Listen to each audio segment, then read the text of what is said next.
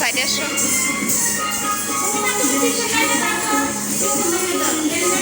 না না, থাক থাক।